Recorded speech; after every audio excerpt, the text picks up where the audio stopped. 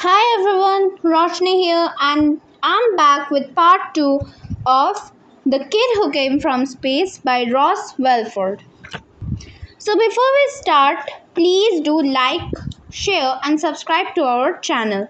And don't forget to comment about our videos. So, part 2, Helion's story, begins now. Chapter 15, Helion. Alright, so do you want the long story of how I came to Earth or the short story? I shall give you the short story. The long story you will have to pick up along the way. Assuming we get there at present, there are no guarantees. Anyways, here is the short story. I, Helen, am 11 years old and from another planet to yours. I know. It'll all be clearer later. There's a short version, remember? I live in a world where human beings like you, but not like me, for I am not a human being, are exhibited in zoos.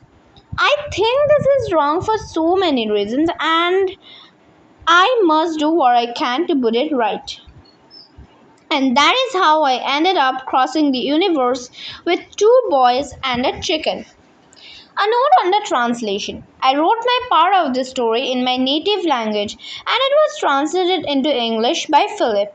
I now know that Antholon does not sound much like a human language. To you, it sounds more like a series of grunts and squeaks and sniffs.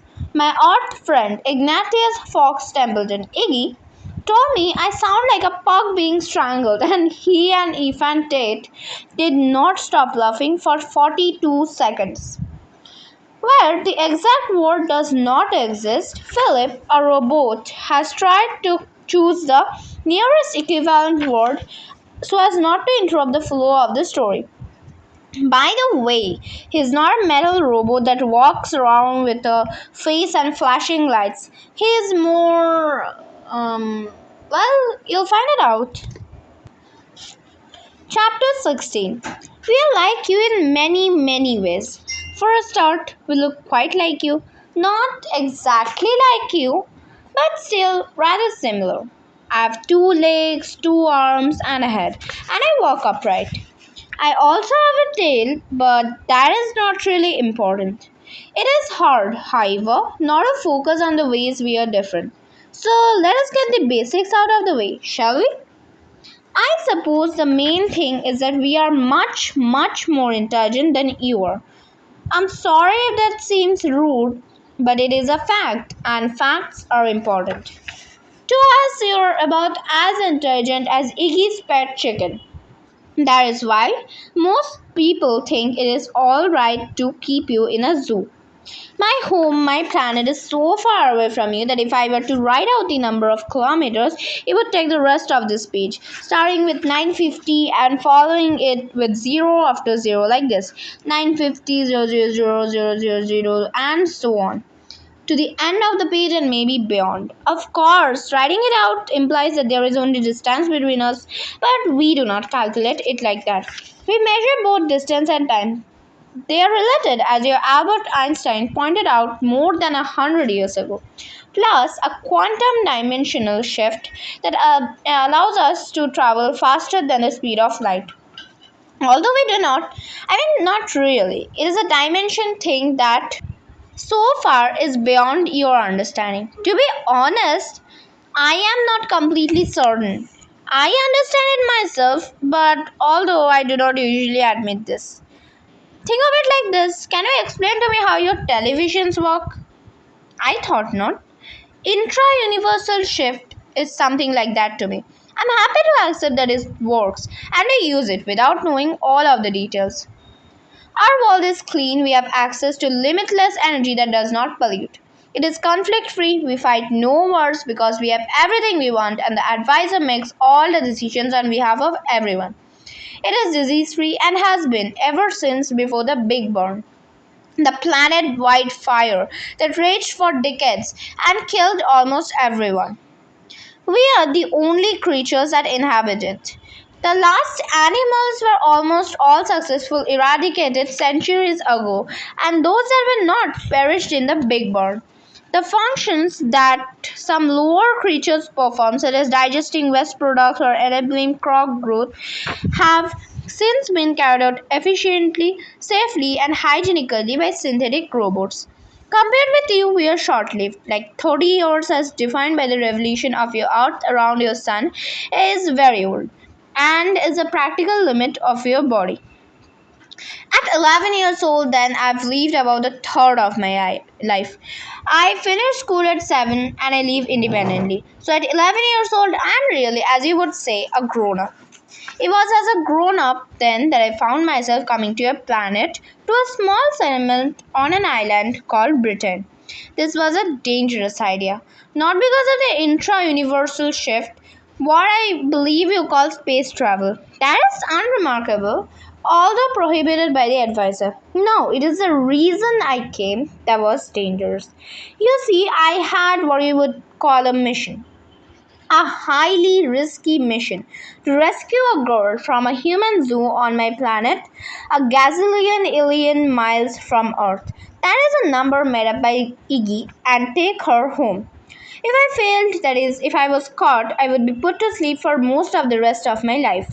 Not only that, but the human being in a miserable enclosure would die in misery, and her parents and brother would live in misery.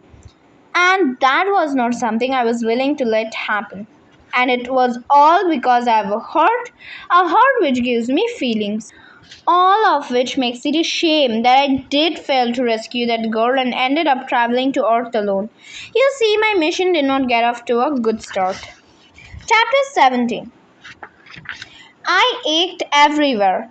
I had been well strapped in, but the first impact with the lake surface had jolted my neck hard.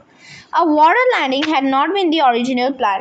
In fact, very little of what had been the original plan had happened. In the original plan, for example, I should have had a human girl, Tammy, next to me in the craft. I looked across at the empty space where she should have been and winced at the pain in my neck. Still, I was alive. The craft had stopped and was floating, which I was relieved about. It is designed to float, but as I had discovered, things can go wrong, and I did not like the idea of suffocating to death in the craft on the bottom of a lake. So not only was I alive, but the craft was floating and I was sitting upright, breathing hard. So it was not all bad. Loosening the buckles around my legs and chest, I took a few moments to assess the damage. I started with my feet, wiggling all 12 toes in turn, then my ankles, knees, and so on up to my neck and down my arms and tail.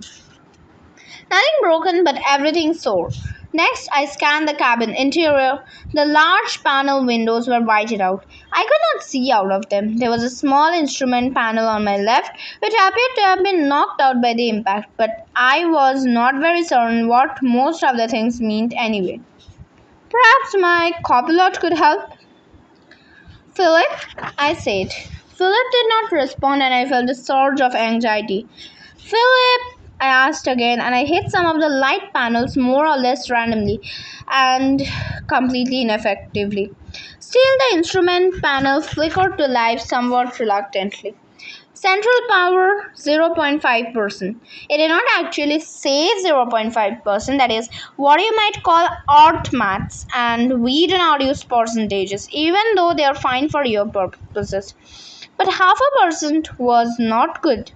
VI operative. That was bad news. The visual inhibitor was working, which meant the craft could not be seen from the outside. Assuming Earth eyes operate more or less like ours. And so we think they do, apart from this thing you have called color. Philip cleared the front screen. The front screen remained whited out. Internal repair underway. Please wait. There was a pause and a blip. Then, unexpected item in the bagging area. What? Philip! I was both pleased and relieved to hear Philip speaking to me. But there was clearly an error somewhere in his voice system. I looked around the craft. Where was the bagging area? Internal repair underway. Please extinguish all cigarettes and thank you for shopping at Walmart. Above me, a light blinked. I reached up and pressed the button next to it. The whited out windows cleared in a second and I peered out.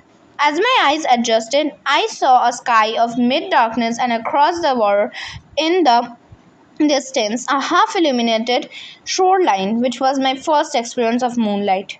Apart from the moonlight, though, it did not look so very different from Anthala, dark and featureless. My head was beginning to clear from the impact. Why the water landing, Philip? I had not practiced this. Come to think of it, I had not practiced any of it really. Line conditions, Helen. It is not fully dark for a further hour. We left in a hurry after all. I think there may have been an error in data input, leading to an earlier arrival than initially planned. And vertical landings are not recommended in daytime, right? Exactly. They take much longer and consequently carry a much greater risk of detention. I may have sustained some minor damage. Me too, I thought.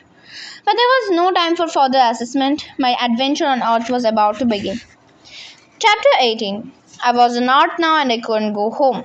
The sensible, rational thing to do would be to find somewhere to hide the craft and figure out some kind of plan. For that to work, however, I needed Philip to be functioning properly. I tried again. Philip, how long till you're finished? Internal repair underway. Duration of repair uncertain. At the roundabout, take the third exit onto the A404. I sighed and then was startled by a bang, seemingly on the side of the craft. Craning round to look out at the window, I saw something just behind me. I gasped when I saw two Earth people in a tiny, unstable boat about 3 meters away. There was something else moving in the boat as well, which looked like a bird, although it probably was not. It seemed as though their boat had hit my craft. Could they see me? Perhaps the VI was not working after all. I could not hear them. Philip, I said, external audio. Internal repair underway. Please hold the line. Your call is important to us. Oh, just be quiet. Philip's nonsense was unnerving me. Please hold the line. The person you're calling knows you're waiting. One of the people outside began throwing things, small stones it seemed, at the craft. I tried to turn the vehicle the old way by expelling some compressed gas from a vent in the rear, and it worked. Slowly, my craft rotated and I was facing the two humans. They looked straight at me, but it seemed as though they could not see me. These were the first Earth people I had ever seen other than exhibits at the Earth Zone. They were smaller than I expected, juveniles. Both had pale skin and hair of different shades. And those strange tiny noses. How can they smell anything with those? They had clothes on. I know about clothes. Humans be almost always wear them all the time. The thought of it is enough to make me itch. I advanced the craft forward a tiny bit to look closer, but I think I alarmed them. One of them took out something which glinted in the moonlight, and I was momentarily fearful. Was it a gun? I know about this as well. Little handled devices used to kill other humans. Anyhow, it was not a gun, but something that it used to create a beam of light which is shown towards the craft, angling it differently, and I thought I knew what he was doing. If this was some sort of low diffraction, the light source that you call laser, then he would be getting an idea of the invisible shape in front of him. If I'm honest, I was quite impressed. There was some way beyond the level of intelligence that we have come to expect from human beings. Then something went wrong, something frightened them. Maybe it was the movement of my craft, but one of them stood up, the other wobbled in the boat, and suddenly they were both tipped into the water and were swimming hard to get back to the shore, one of them holding something. I saw them scramble out onto the wooden deck that juts out above the water. One of them appeared to be hurt. Philip, can be moved yet? Limited propulsion is now possible, Helen. Thank you for your patience. You're back, I said, relieved. System damage is significant. Internal repairs are underway. I raised a further tiny amount of power to follow the boys, but I could not land on the beach. It was too narrow. I stopped alongside the wooden platform. I was quite close to them now, and I could see that one. It was definitely a bird accompanying them. It was probably wet, which is why it did not fly away. Probably. There was something familiar about one of them, which I felt odd about. For how could that be? There was just something about this one that made me curious. He was hopping about next to the other one, who was lying on the wooden deck, crying in pain and bleeding quite heavily. I could not bear to see him in such distress and not help. I made a fast decision. I would exit my craft, heal the injured one with my stick because I did not like him suffering, then memory wipe them both, assuming it worked the way it should. Return to the craft and decide on a course of action. It would all be over quickly. The uninjured one started shouting help. I did not know who was around to help him, but this was not good. If someone came, my task would become much, much harder. I had to act quickly. Philip, I'm going to exit. Are you quite sure that is wise, Helen? You'll exit an invisible craft and then simply appear as if from nowhere. This will startle the hot people. This turned out to be an understatement. I think they were definitely startled already. Nonetheless, I healed the injured one. Tam walked at least, but it was the other one that I kept looking at. It was his freckles and his big dark eyes that were familiar. They were just like Tammy's. And then I learned his name. Fan, he said. Was he? Could he be our brother? Perhaps even a twin brother, grown in the same womb at the same time and with a tendency to look alike. That never happens at our home. But then we do not reproduce quite like you. An idea began to form in my mind. Perhaps my situation was improving. After all, humans were better liars. Perhaps this was what humans in their irrational way call luck or fate, that I should take Ethan back home with me to save his sister. And so that was how the whole adventure began. That was how I met Ethan and Iggy and his chicken. When I said that thing about, or you will never see your sister again, I was guessing, but I knew he was her brother. When Ethan gave a little gasp and his eyes widened. But to explain why I was there in the first place, I will have to go back a long time back to when I first saw a human being. Chapter 19. The story of how I came to be on Earth alone, freezing half to death in your extraordinary snow, began 4 years ago when I was nearly 8. As I have explained, I was already nearing the end of my period of formal education. School, you would call it. There were maybe 20 of us visiting the Earth Zone led by our teacher, Mr. Park, who at 30 years was one of the oldest people I knew. Of course, I had no idea then that I would be back in Odd Zone a few years later, not as a visitor but as a liberator, freeing and exhibit from this prison. We walked in silence on the enclosed walkway, several meters above the ground, viewing with astonishment the landscape below us. The grass and bushes were untamed and shaggy. Pale, fluffy animals with 4 legs and dark faces ate the grass. That was most interesting. There were no real birds. The Earth zone is entirely enclosed by an unseen quantoplasmic force field. Real birds would simply fly into the force field and be killed. Instead, mechanical birds flitted here and there and even made high-pitched noises, just like it is said their counterparts on the real Earth do. My companion, Av, nudged me and pointed to another, smaller animal that was coming towards us beneath the walkway, waving its tail. Dog, she said, trying her hardest to speak English, the most popular language on earth. I was transfixed as it got nearer. Some of my classmates shrank away even though we were well shielded from it by the height of the walkway. Dangerous creatures, the same as wolves, they do not clear up their own bodily waste. They are kept in human homes, said Mr. Park, and everyone around me tutted and shook their heads at the strange and filthy habits that the odd people had. In homes, muttered Av disapprovingly. Perhaps it was just me. It seemed like it might be rather nice to share your home with one of those friendly looking creatures with the waving tails. But I said nothing, of course. This is the northern zone, said Mr. Park. It's a recreation of parts of Earth common north of the equator, especially the landmasses they call Europe and North America. As Mr. Park droned on, we carried on walking and the dog followed behind us. Av and I were at the back of our line and nobody else was looking. See, Helene, it likes you, said Av quietly, so that Mr. Park could not hear. The dog came closer. Its tail was much hairier and longer than mine, and it waved from side to side quickly. The line of students stopped while Mr. Park pointed to some clumps of twigs in the trees that the robotic birds had put there to sleep in and lay eggs. I mean, fake, naturally. We shall now proceed through to the human being area, where right now it is winter. You may experience sensations of considerable cold. Do not be alarmed, it is not dangerous. Can anybody tell me what happens in winter? I've put her hand up. Water freezes, sir. Very good. Anything else? What falls from the sky?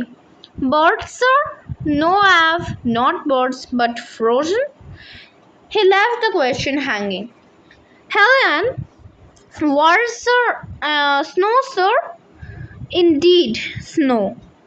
Not seen naturally on our planet since the last frozen period. Here it is recruited artificially. Stay in your pairs, you will be encountering human beings. They are quite safe. Do not approach them, however, and in the unlikely event that they approach you, simply walk away. Is that understood?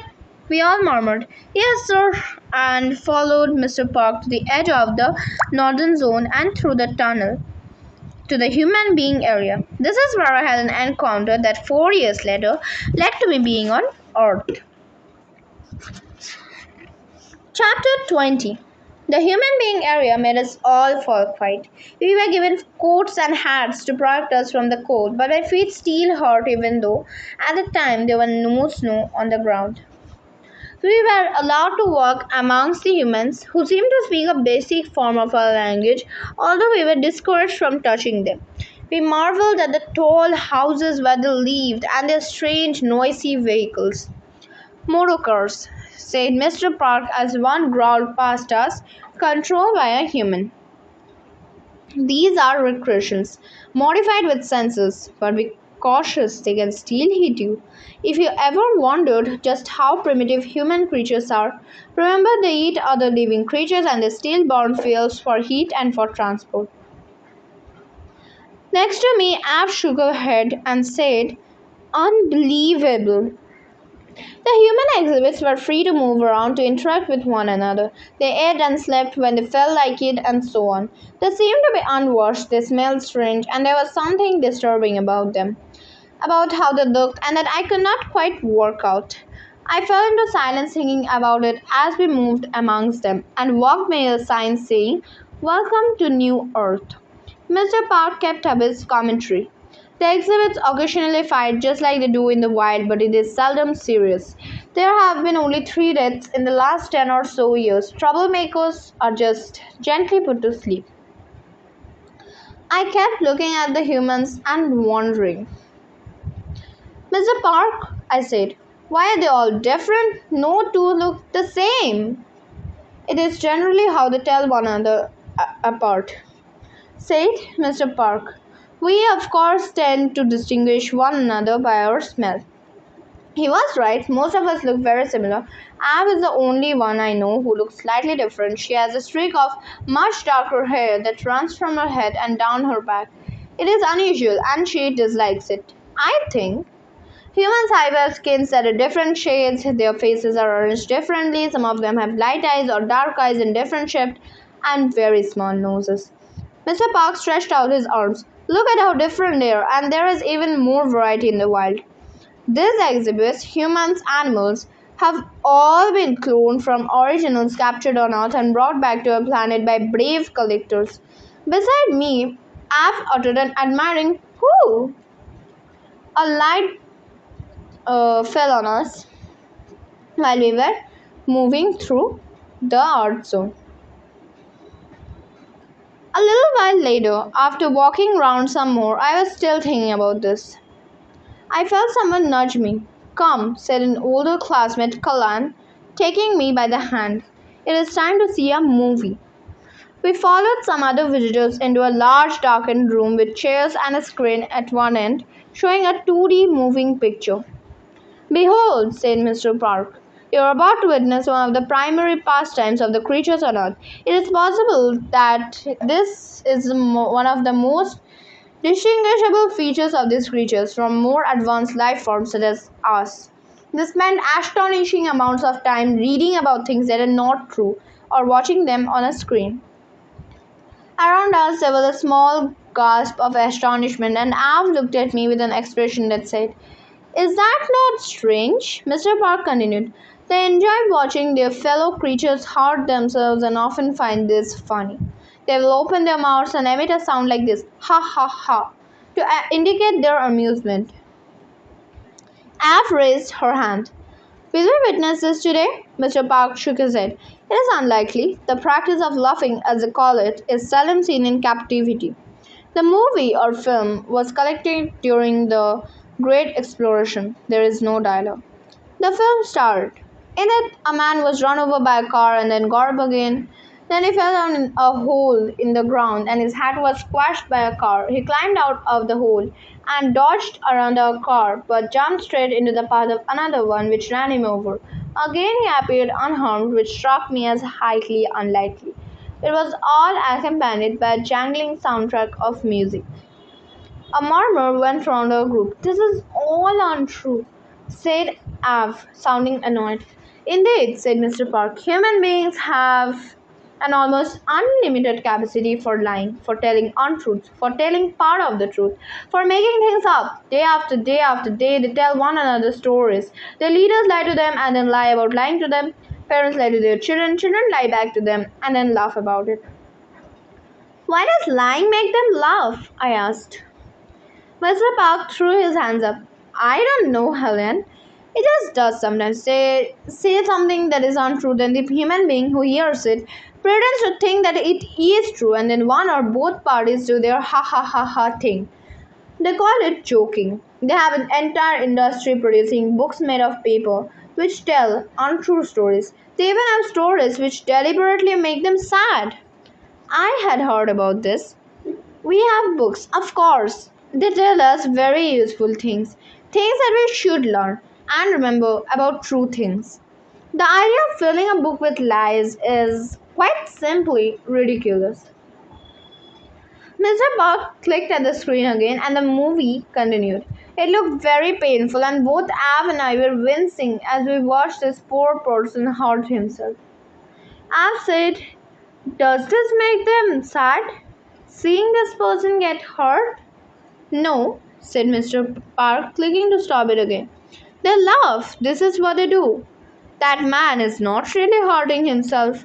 He is lying, and the human beings think he is funny. He probably has lots of money if he is still alive. Kalan, do you remember what money is?"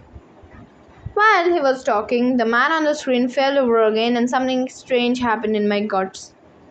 It twitched. It was not the fact that he fell over, it was how he did it. He fell flat on his bottom, then sort of bounced up again, which was very acrobatic. Then we saw a close up of his face, which had a very peculiar expression, and my stomach twitched again, and I snuffled out of my nose. The more I tried to stop it, the more it happened. Aunt Lav nudged me. She looked horrified. "Are you laughing, Helen?"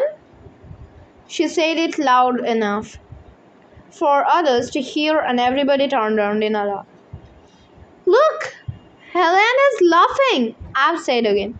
I quickly recovered my composure and I heard a strange sound behind us, like this. Wah, wah, wah. I laughed. But I turned and I said that a human was sitting in a seat right behind us and making this strange noise as it watched the screen. "No," I said, seeing a chance to deflect attention. "It was this one here. I was just trying to copy the sound that he was making." Laughing and lying. What is wrong with me? I caught Kalan's eye. He alone was looking at me, not with contempt, but with something more like interest. Everyone turned and watched the human. It was a male, dark skin, dark hair. It laughed again. It shook its head. We had noticed that most of the other exhibits did not mind being looked at. They looked back when they were being observed evenly, expressionlessly, and did not talk to us. They smelled, though. His little nostrils flared and his eyes narrowed. Liquid leaked from his eyes and dribbled down his face. Have nudged me. Look at his chin, she said. It's all wobbly. How interesting. Everyone in our group was fascinated. One or two were trying to recreate the facial contortions of the male exhibit. I, however, felt uncomfortable. So uncomfortable, in fact, that I got up quietly and began to make my way to the exit. As I left the group, I could hear Mr. Park continuing his lecture in his characteristic monotone. Observe, if you will, this exhibit. This is Carlo, an original. It was brought here 30 years ago. Originals are quite rare here in the Earth Zone and will provide new cells for cloning, enabling us to make the exhibits more varied. The behavior we're witnessing is a form of pleasure. It is known that laughter can produce these so-called tears. I turned back and interrupted Mr. Park. So can unhappiness, sadness, grief. Mr. Park looked at me levelly. How informed you are, Helen. And you're right, of course. Human beings like Carlo here are very often at the mercy of their emotions, which we, of course, are not. Is that not true, Helen? I nodded solemnly. Yes, sir. It is one of the many things that make us superior beings. From his seated position, Carlo continued to wail. It cut straight through me. I swallowed hard. But, sir, what if he... It, do you not mean? What if it really is crying from unhappiness? Mr. Park stood up, stroked his tail through his hand, and adopted a deeper voice.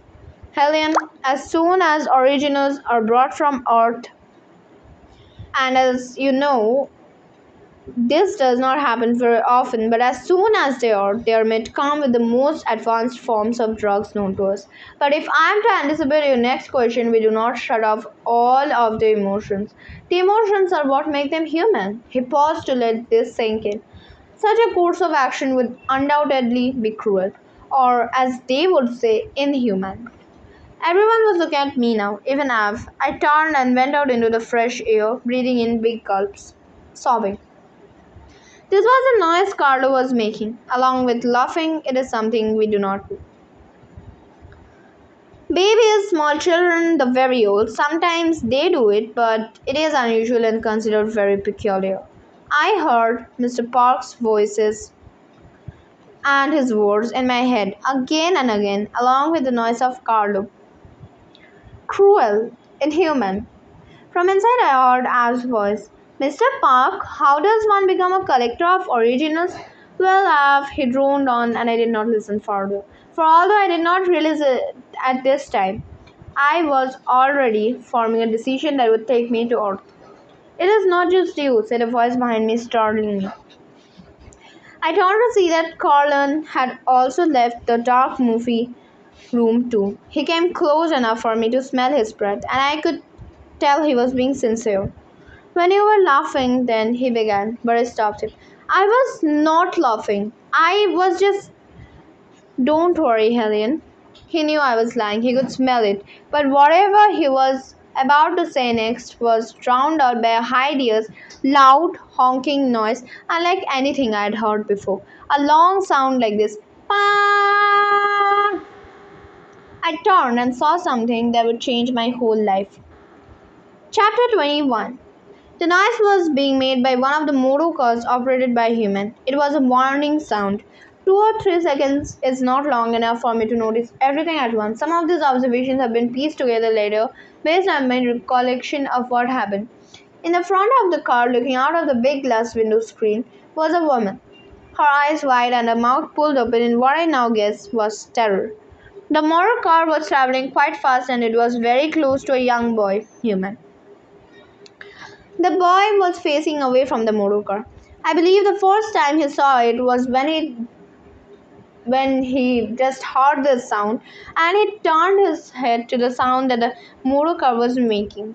Kalan and I both gasped.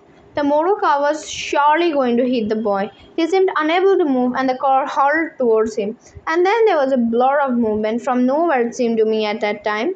A figure appeared, another human who ran in front of the motor car and pushed the boy out of the way. There was a thud in the front of the vehicle as it hit the person who had pushed the boy. Her body jogged upwards and onto the front of the car, hitting the big glass window hard with the skull and then rolling off, landing at the side, a jumbled heap of clothes and limbs. Other humans screamed and ran towards them. The motor car carried on and smashed into a wall. A few seconds later, the woman operating it staggered out, wailing and crying. It was very difficult from the movie we had just seen. Kalan and I watched, dumbfounded. A small crowd had gathered.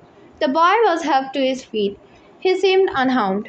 The woman who had saved him, however, had not moved. One or two assistant advisors, Tantalons who act as guards and guides, had ambled over and taken out their healing sticks, but it was difficult to see what was happening. And then Mr. Park was next to us, waving his arms and saying, "Come on, move along, nothing to see." Except there was something to see.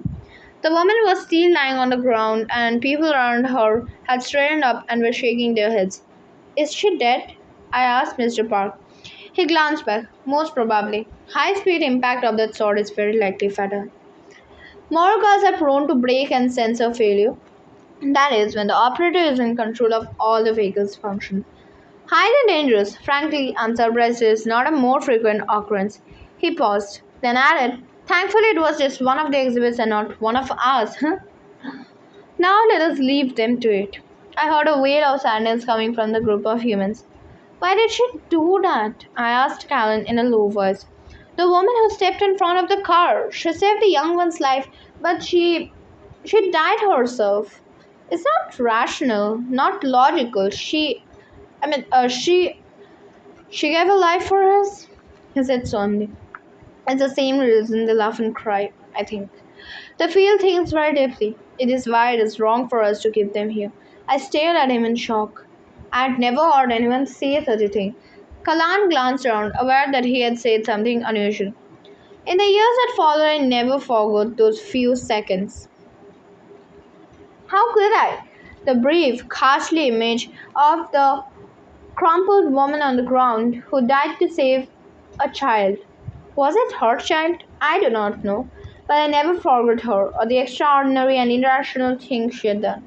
Nor did I forget the man sobbing in the screening room or what Kalan, who became a friend, had said. It is wrong for us to keep them here. That day was what led me to the decision I eventually came to, that I would help originals, that I would return them to Earth, where they belonged. Chapter 22. I met Kalan on the grass-covered plain that surrounds our city. I would normally have got here by the huge city arena, but that is swarming with AAs and sky eyes. I might have been stopped by people I know who might have invited me to share some grist. I would have had to lie to explain why I could not, and none of my species is good at that. So I kept my head up and walked confidently where the perfectly round trees lent a degree of cover from sky eyes to get to this isolated spot. To one side of us, the uniformly short grass, trimmed regularly by the bot cutters, stretched to the horizon. To the other side, the city with its neat rows of pod homes, arranged in white, clean courts. Nearly 4 years had passed since my visit to Earth Zone, and I had never shaken off the memory of Carlos weeping in the dark movie room or the woman who had saved the young boy. Conversations as the one we were about to have are definitely punishable by short or even long sleep. There is almost nowhere safe to have private conversations in the city. The only problem is that there is no real reason anyone would go to this plane other than to have a private conversation. It was therefore potentially suspicious, but we had no choice. The group I was about to meet were mainly involved in attempts to persuade the Art Zone to stop the future collection of originals. They had no success, and people were talking about them, usually in tones of disapproval. "They are causing a disturbance. It is quite unfair," I once heard someone say. "Then think what they like, but they should keep it quiet." They are allowing their emotions to get the better of them. The last one was Av, my school companion, whom I had not seen in a long time. The Earth Zone had been forced to issue a statement on private screens and public media, which was delivered by the advisor. The statement was added to the list of directives read out so far that many people knew them by heart. His perfect generated face peered out and his voice intoned. The occasional collection of original human beings is essential to the educational work of Art Zone. Originals are well cared for, they are fed and cloned. Daily doses of highly sophisticated medication ensure that their poor intellects and emotional states cannot overwhelm them while they are at Art Zone.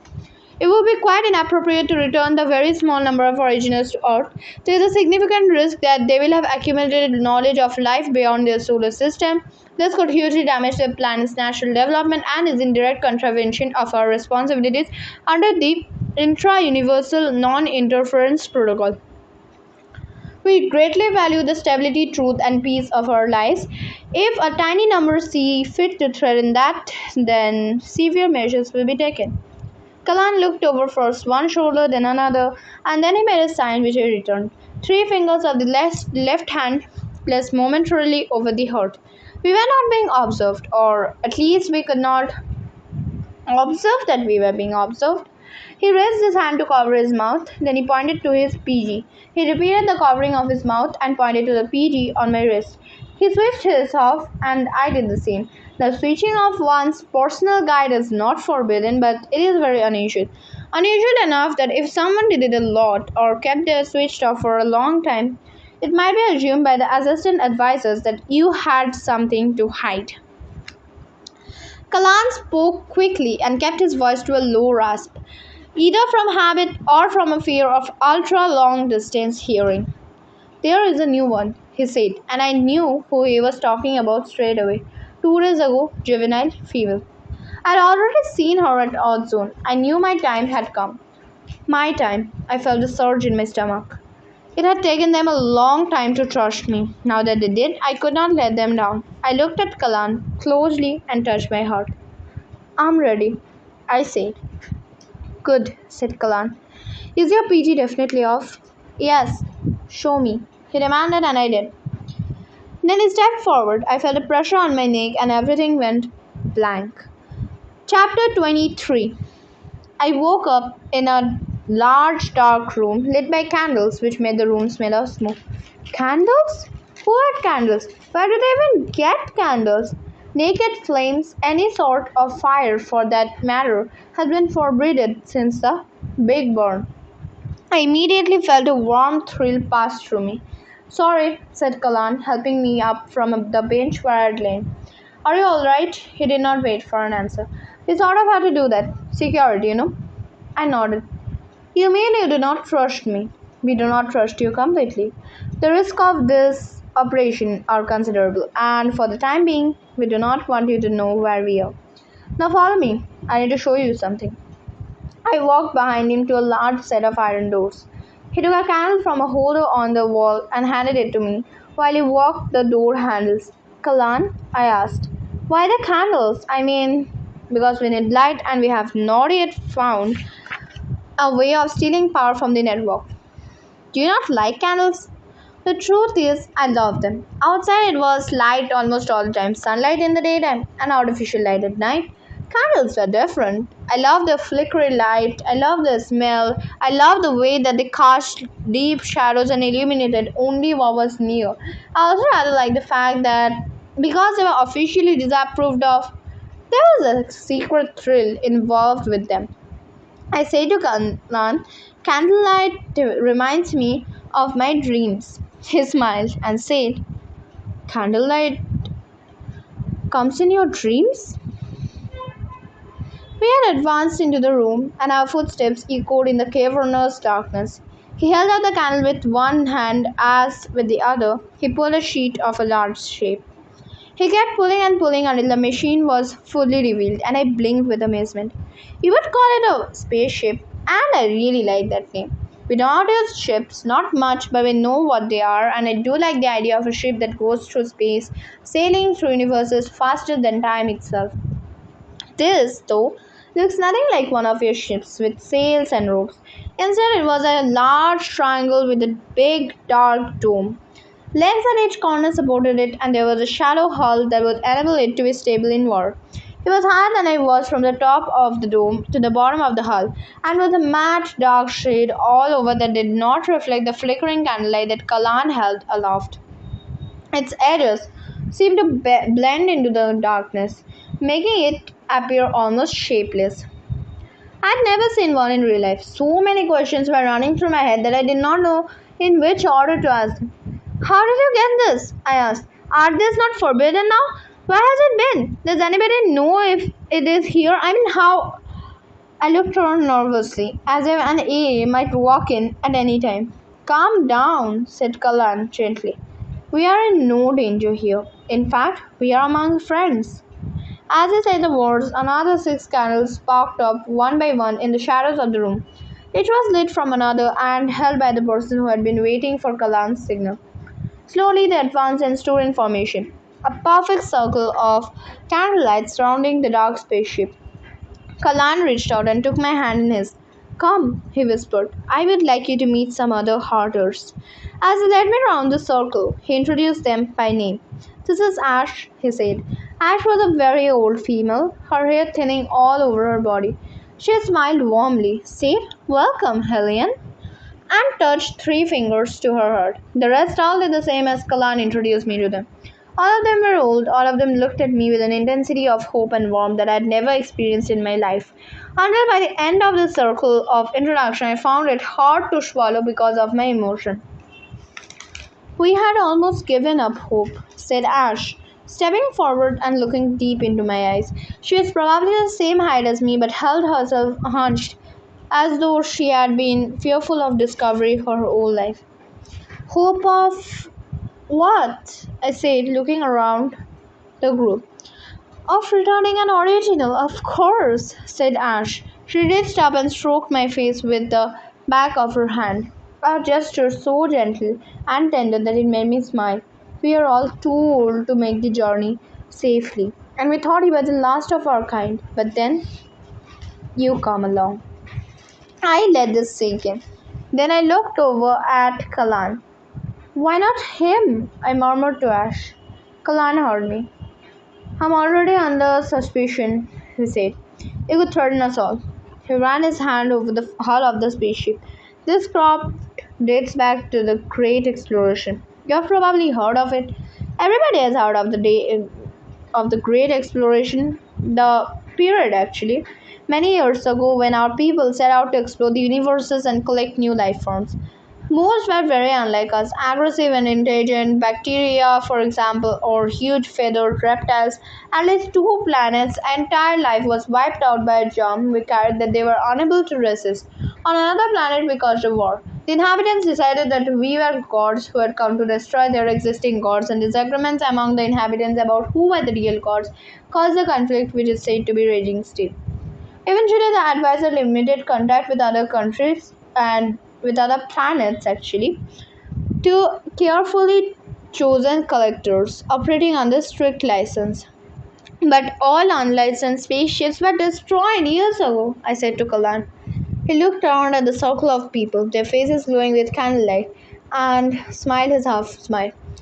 All but one, he said. And it's all yours. From the spaceship came a voice in English. Howdy, Helene. My name is Philip. How the very heck are you? Chapter 24. The whole side of the spaceship slid back to create a wide opening, revealing the sparse, dimly lit interior. I stood in the gloomy cavern with the other Harters, illuminated by candlelight and the warm, soft light from the spaceship's inside walls. Kalan stepped forward and murmured in my ear. It is time, he said. Time? Time for what? Philip has been pre-programmed. Your first mission is simple. My first? You mean now? The light from which the spaceship glowed a little brighter, and Philip's voice said, You didn't think this lot would hang about for permission, did you? Media passenger recently stolen from our zone. I believe you have seen her before. Damn it! Show your face! The human girl stepped forward from the back of the spaceship, the outline of her body darkening the glow. It was her hair I recognized first. The tangled mess of metal curls that I had seen 2 days ago when she peered at me from her odd zone enclosure. She lifted her fingers and waggled them and said something that sounded like, "Hi." The others were being quiet, waiting for my reaction, so I stepped forward and tried to say the same thing. I'm not well practiced in English. It probably did not sound very good. Okay. Enough with the pleasantries already, said Philip. Get in, Helene. My pre-program has already started and cannot be overridden until we get to our destination. We're out of here. I hesitated. I had not expected this. It was all far too sudden. I looked around me and saw the candlelit faces of the others smiling at me with encouragement. I was close to the entrance of the spaceship when I heard a scream, followed by the pounding of feet behind me. Everyone turned in terror as 4 assistant advisors ran out of the darkness towards us. Chapter 25. Stop right now, yelled the lead one, and somewhere in my head I recognized the voice immediately, although I did not realize who it was at first. Stop right now, yelled the lead one again. I was far too worried about what was happening. I had been standing on the threshold of the spaceship's opening next to the human girl who smelled horrible, and I found myself shrinking back around the doorway into the shadow inside. Had they seen me? I dared to peek, edging out just far enough, and then I snapped my head back behind the door again. The scene was chaotic. With my back pressed against the interior wall of the spaceship, I saw a long, hairy arm reach in and pull the human girl away from the doorway. She turned her head and her eyes widened. I think this was fear. That voice I recognized again. You come with me, but speaking to the human girl, Tammy, not to me. I was still hidden inside the craft. Philip's voice was droning on, completely unaffected. 10 seconds to departure. 9, 8. Outside heard the voice again. Stop that! Override it! There were more shouts. A real fight was going on, but I did not dare look. 7, 6, 5, and Philip calmly went on. The door to the craft started to slide shut, and I breathed out with relief that I was still undetected. 4, 3, 2. A hairy arm came back through the narrowing gap in the closing door, a shiny black healing stick clutched in its fist. It was followed by the head of the A, who turned, bared her teeth, and emitted a ghastly hiss from her throat. Her one eye was swollen, with a deep cut above it. She could not get through the gap in the door. That was when I knew who it was. There was no mistaking the dark streak of hair that ran back from her forehead. She recognized me too. Av! I gasped at my old school companion. What are you?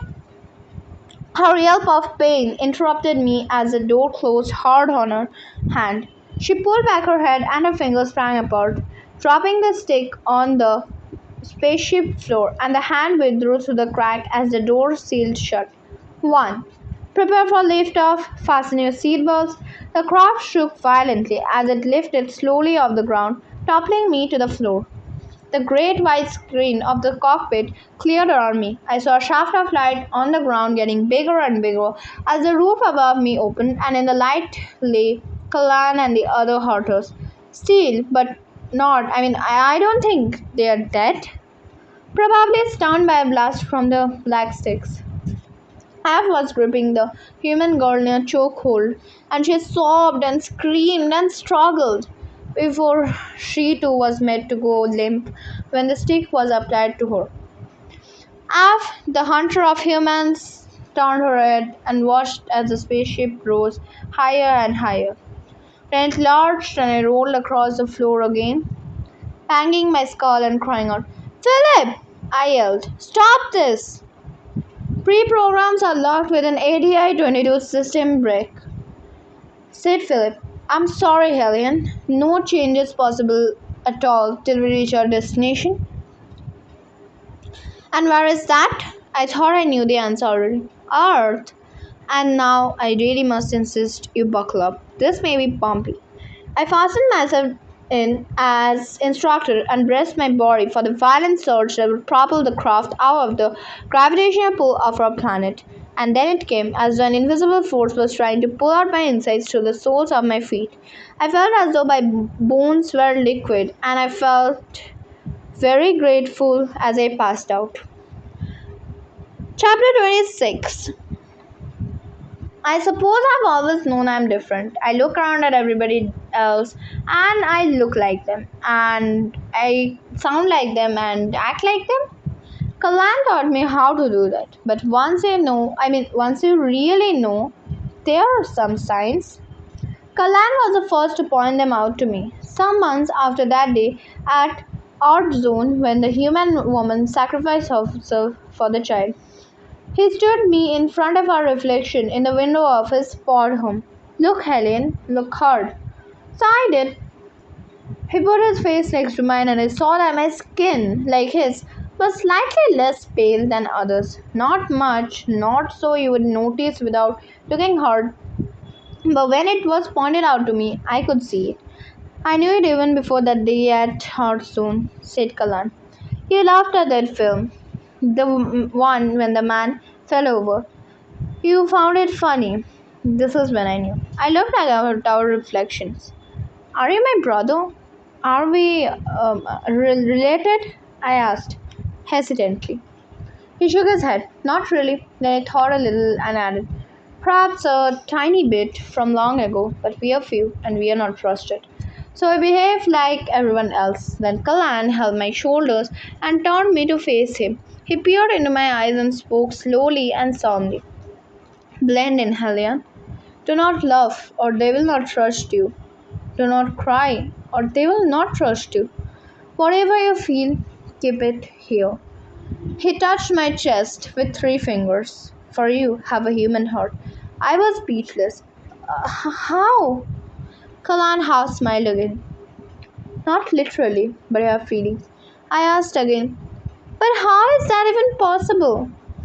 A cross-species breeding program many years ago. Cells from human originals were combined with cells from us. The results caused disruption. The advisor promptly shut down the experiment and we nearly all died out. But a few of us remained. That's when we think it happened. Anyhow. And me? I? Kalan nodded. You are one. You are part human. Chapter 27. I know you probably think of space travel as traveling at a terrific speed while stars and constellations whiz past my window. It's not like that. There's speed and power involved, especially leaving the atmosphere and gravitational field of the planet. The rest is different. Through the front screen of the craft, nothing was visible but a blackish blur. At times, it hardly felt as though I was moving at all. It was all over in a matter of what you call hours. The silence seemed to stretch forever. Philip, I whispered. The sounds felt strange in my mouth. The language acquisition seemed to have worked, but I still needed practice at my English. I tried again. Philip,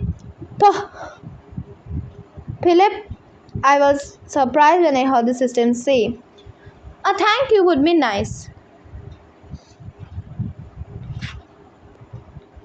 Philip has a different accent from me, one that I'd read in some books and some of the movies that Kalan had showed me. Perhaps it was native. I was not sure I'd heard properly, so I said back, also in English, I beg your pardon. I said a thank you would be nice. Manners cost nothing, you know. This was odd. I'd never had a proper conversation with a bot before. Suddenly, bots can sound as though they're having conversations. They'll answer questions, contradict you, help you reach a decision based on the available facts. But they remain bots. I said thank you, although I was not sure what I was thanking him for. That wasn't heard, was it? I was not convinced he was thinking, not properly thinking anyhow. Truly intelligent bots can pretend very well, though. I said, If I told you I could destroy your memory tomorrow, would you be sad, Philip? There was a short pause. Then a voice came back. Oh, nice try. Elementary board deduction question.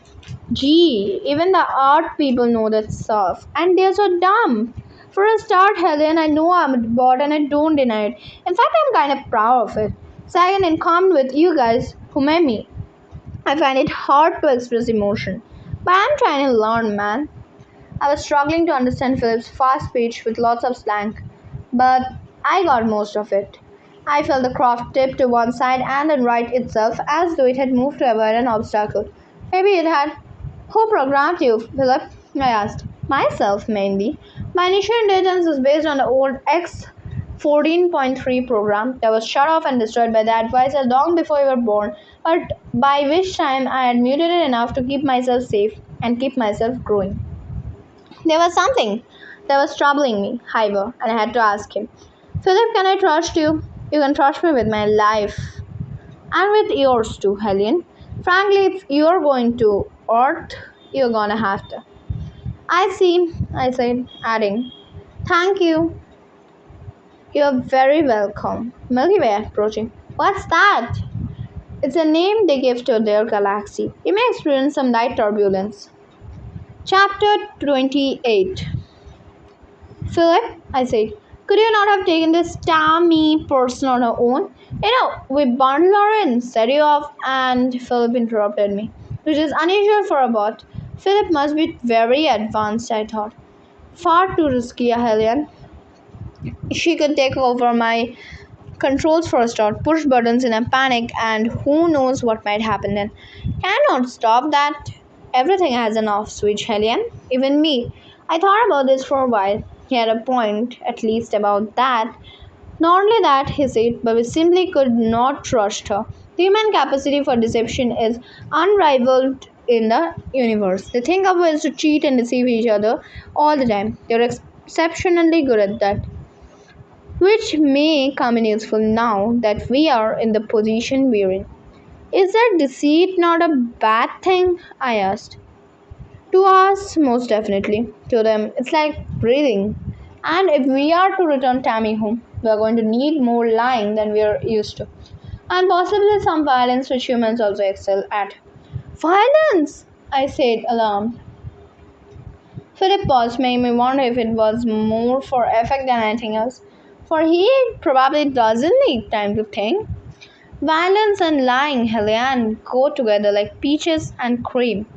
I had no idea what this meant, but I took him at his word. With words, that's often the best course. We proceeded in silence. I ate some grist, and I even managed to sleep a little, dreaming of candles and my old school companion, Av, and a dark streak of hair. I was woken by Philip. Wake up, Ellen. We are approaching the Earth's atmosphere. Approach checklist commencing. Exospheric gas detected distance above Earth's surface 200,000 Earth kilometers. He went on like this for a while. I was fearful, but I had to trust him. I picked a little leftover grease from my teeth and strapped myself in for our approach. 30 minutes later, and everything had changed. So, this is the end of part 2. Stay tuned till tomorrow for part 3.